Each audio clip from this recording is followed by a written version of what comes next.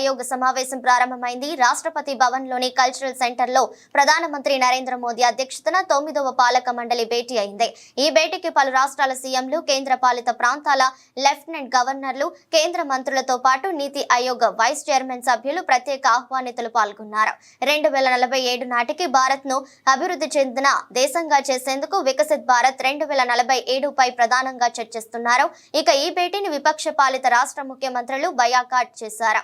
ఇటీవలే కేంద్రం ప్రవేశపెట్టిన బడ్జెట్ లో విపక్ష పాలిత రాష్ట్ర ప్రభుత్వాలపై వివక్ష చూపిందని ఆరోపిస్తున్న విషయం తెలిసిందే. ప్రధానంగా దక్షిణాది రాష్ట్రాలపై మోదీ సర్కార్ నిర్లక్ష్యం వహించిందని ఆయా రాష్ట్రాల ప్రభుత్వాలు ఆగ్రహం వ్యక్తం చేస్తున్నాయి.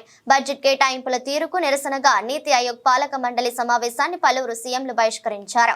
వీరిలో తమిళనాడు, తెలంగాణ, కర్ణాటక, పంజాబ్, హిమాచల్ ప్రదేశ్ సీఎంలు ఎంకే స్టాలిన్, రేవంత్ రెడ్డి, సిద్ధరామయ్య, భగవంత్ మాన్, సుఖవిందర్ సింగ్ సుఖు అన్నారు.